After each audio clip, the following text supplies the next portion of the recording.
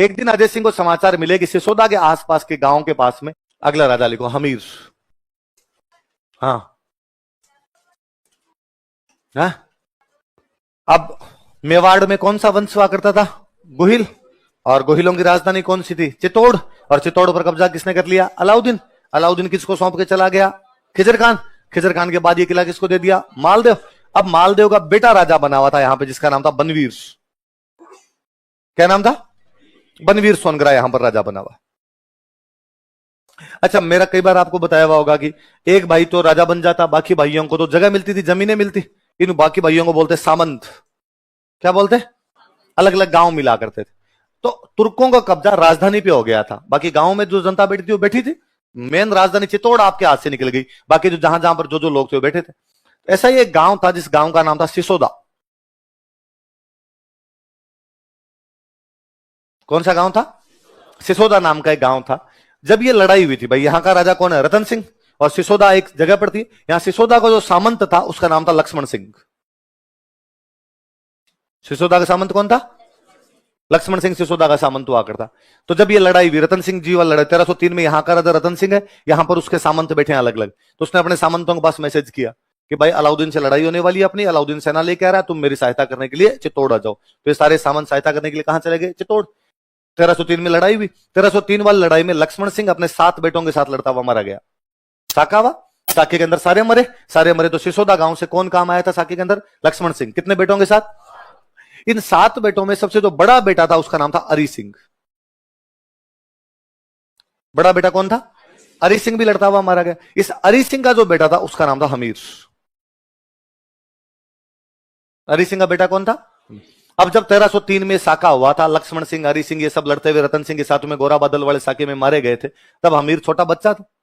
अब 1326 आ गया। अब क्या आ गया? 1326। अब हमीर थोड़ा बड़ा हो गया। हमीर बड़ा हुआ तो उसके दिमाग में आने लगा कि यार ये जो चित्तौड़ है ये अपने था, ये अपने गोहिलों का हुआ करता था, लेकिन गोहिलों से छीन लिया तुर्कों ने। तुर्क यहां पर खिजर खान को दे गया अलाउद्दीन खिलजी, फिर ये मालदेव सोनगरा को मिल गया। अब किसके पास में आ गया? बनवीर सोनगरा। किला गोहिलों का, सोनगरे क्या कर रहे हैं? इनका यहां पे क्या लेना देना? अब इसके मन में ये बात चलती है यार अपने गोहिल है और अपने हाथ से किला निकल गया। मैंने बताया था कि मेवाड़ में बड़े जो भाई राजा बनता है नाम क्या क्या लगता है? रावल। बाकी जो भाई वगैरह होते हैं उनमें ज्यादातर के नाम क्या लगता है? राणा। क्या लगता है? जिसको लगता है यार ये अपना किला है, अपना किला कैसे छीना जा सकता है। इसने इस प्रकार से यहां पर भी जो अब नई नई पीढ़ी जो जवान हो रही थी वो लड़के थे, यहां पर सब गांव के अंदर गोहिल तो बैठे हुए थे। इसने बाकी गोहिलों के पास में मैसेज करना शुरू किया कि किला अपने जीतेंगे। इसने एक सेना इकट्ठी की। सेना इकट्ठी करके इसने एक दिन यहां पर हमला किया, बनवीर सोनगरा को हराया और बनवीर सोनगरा को हराकर चित्तौड़ पर वापस क्या कर लिया? अधिकार। तो रतन सिंह से हाथ से चित्तौड़ का किला निकल गया था। वह गोहिल जो चित्तौड़ के किले पर वापस कब्जा करता है वो कौन सा था? कौन सा था? हमीर। कौन से गांव से गया था? इसलिए कहा गया कि अब जो गोहिल है वो सिसोदिया गोहिल है। कौन से गोहिल है? कौन से गांव के गोहिलों ने वापस चित्तौड़ पर कब्जा किया था? सिसोदा गांव के। इसलिए अब जो गोहिल थे वो क्या कहलाए? अच्छा, मैंने बताया था ये नाम क्या, टाइटल क्या लगाते हैं? राणा। तो इसके बाद में मेवाड़ में जितने भी राजा बने नाम क्या लगाया करते थे? चित्तौड़ एक बार इनके हाथ से निकल गया था, वापस चित्तौड़ को गोहिलों के हाथ में लाने वाला बंदा कौन है? हमीर। चित्तौड़ को बचाने वाला बंदा कौन है? हमीर। इसलिए नाम पड़ गया कि हमीर मेवाड़ का उद्धारक है। हमीर क्या? मेवाड़ का। तो कोई पूछे कि मेवाड़ का उद्धारक किसे कहा जाता है? किसे कहा जाता है? अमीर को। कौन से गांव से गया था? राजसमंद में गांव पड़ता है। कहां पर गांव पड़ता है? इसलिए आज के बाद जितने भी गोहिल थे वो क्या कहलाए? क्या कहलाए? ये रीजनिंग वाला वैसा कुछ सवाल है कि सभी सिसोदिया गोहिल है पर सभी गोहिल सिसोदिया नहीं है। रीजनिंग में निकालते हो सभी फूल पत्ती है पर सभी पत्ती फूल है, सभी सिसोदिया गोहिल है। भाई सिसोदिया गोहिल होना ही है, गोहिल ही थे। सिसोदा गांव वाले जो गोहिल है वो क्या कहलाते हैं? सिसोदी। पर इस गांव वाले सिसोदिया नहीं होंगे, है तो ये भी गोहिल। तो सिसोदिया गोहिलों की एक ब्रांच थी जो बाद में यहां पे राज करने लग गई थी। बोले बड़ी बात। फिर लाइन चेंज करके लिखो। इसने राणा उपाधि का प्रयोग किया। He adopted title of Rana. इसने राणा उपाधि का प्रयोग किया। He adopted title of Rana. देखो, रतन सिंह मेवाड़ का अंतिम राजा था। Ratan Singh was last king of Mewar. Ratan Singh Mewar का अंतिम राजा था। Ratan Singh was last king of Mewar,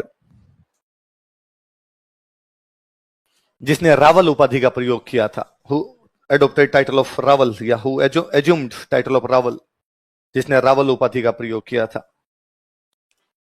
box में बंद कर लो इस बात को। रतन सिंह वाली बात को बॉक्स में समझ में आ गई ना बात। कोई पूछे मेवाड़ का अंतिम रावल कौन था, रतन सिंह। मेवाड़ का पहला राणा कौन था, है ना। हमीर से पहले कौन सी ब्रांच चल रही थी, रावल वाली। हमीर के बाद में कौन सी ब्रांच शुरू होगी, राणा। कौन से गांव से गया था, सिसोदा, इसलिए क्या कहलाने लगे, सिसोदिया कहलाने लगे। हमीर जब चित्तौड़ गया तो इसने चित्तौड़ में एक माता जी का मंदिर बनवाया, बरवड़ी माता। कौन सी माता जी का, बरवड़ी। पहले इससे पहले एक बात और पढ़ते हैं, देखो अब इसने किसको हराया था यहां पर, बनवीर सोन। अच्छा मुझे बताओ, खिजर खान, मालदेव सोनग्रा, बनवीर सोनग्रा, ये कुछ स्वतंत्र राजा थे या दिल्ली वालों की तरफ से राज करते थे, दिल्ली वालों की तरफ से राज करते। इन दिनों दिल्ली का जो एक सुल्तान था, खिलजियों का राज चेंज हो गया था, और दिल्ली में जो सुल्तान बना हुआ था वो था मोहम्मद बिन तुगलक। वो कौन था, मोहम्मद। तुगलकों का राज आ गया था, खिलजी खत्म हो गए थे, खिलजियों को मार के यहां पर नया वंश आ गया था। नया वंश कौन सा था, तुगलक। और तुगलकों का राजा कौन बना हुआ था, मोहम्मद बिन तुगलक। मोहम्मद बिन तुगलक राजा बना हुआ था। तो जब इसको हरा दिया, यहां पर बनवीर सोनग्रा को हरा दिया, तो बनवीर सोनग्रा भाग के दिल्ली गया। उसने दिल्ली जाके मोहम्मद बिन तुगलक को कहा कि भाई हम चित्तौड़ में बैठे हुए थे, हम तो चित्तौड़ का टैक्स तुम्हें पहुंचाते थे, लेकिन वहां पर तो गोहिलों में से एक गोहिल सिसोदा गांव का हमीर आया और हमीर ने आगे भगा दिया। अब अपने हाथ से चित्तौड़ निकल गया, तू सहायता कर और हमें चित्तौड़ वापस दिलवा, हम तेरे आदमी। तो मोहम्मद बिन तुगलक को लगा अच्छा, मतलब इतनी औकात कि अपने से चित्तौड़ का किला छीन ले। तो मोहम्मद बिन तुगलक ने कहा चल मेरे साथ।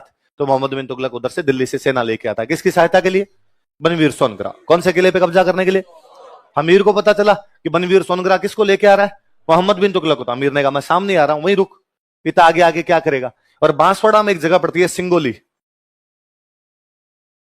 बांसवाड़ा में जगह कौन सी पड़ती है, यहां सिंगोली के अंदर युद्ध होता है। हमीर न केवल मोहम्मद बिन तुगलक को हराता है, बल्कि मोहम्मद बिन तुगलक को गिरफ्तारी कर लेता है। 6 महीने तक यहीं रखा था मोहम्मद बिन तुगलक को। 6 महीने बाद मोहम्मद बिन तुगलक ने कहा कि मैं काली गाय हूं तेरी, दौड़ खाई, आइंदा से इधर मैं देखूंगा भी नहीं, बापूड़ा छोड़ तो सही, मैं तिनका मुंह में लेके माफी मांगने के लिए तैयार हूं। फिर उसने माफी मांगी, तब उसको छोड़ा गया था। तो हमीर ने दिल्ली के कौन से सुल्तान को हराया था, कौन से युद्ध में, सिंगोली कहां पड़ता है, देखो सिंगोली के युद्ध में, in battle of Singoli, Singoli के युद्ध में, in battle of Singoli, Singoli के युद्ध में, in battle of Singoli, Hamir ने मोहम्मद बिन तुगलक को हराया था। Hamir defeated Mohammad bin Tughlaq, Hamir defeated Mohammad bin Tughlaq. किसको हराया था, तो अब दिल्ली वालों का खतरा भी समाप्त हो गया, वरना दिल्ली वाले आगे तंग करते फालतू में। तो अब उसने यहां पर अपने एक माता जी का मंदिर बनवाया, बरवड़ी माता, या इन्हीं का एक नाम और है अन्नपूर्णा माता। क्या बोलते हैं, अन्नपूर्णा माता। लिख लो नीचे, लाइन चेंज करके लिखो, हमीर ने चित्तौड़ में बरवड़ी माता का मंदिर बनवाया।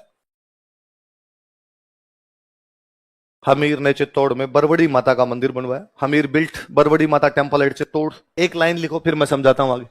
लिखो, बरवड़ी माता मेवाड़ के गोहिल वंश की इष्ट देवी है। Barwadi Mata tutelary deity of Gohil dynasty of Mewar. Mewar के कौन से वंश की, गोहिल वंश की। क्या है इष्ट, कौन, बरवड़ी माता। नीचे एक बॉक्स बना के एक अलग से और लिख लो, फिर मैं दोनों का अर्थ एक साथ बता दूंगा। लिख लो, कुल देवी बराबर बाण माता, कुल देवी बराबर बाण माता, क्लेन डेटी।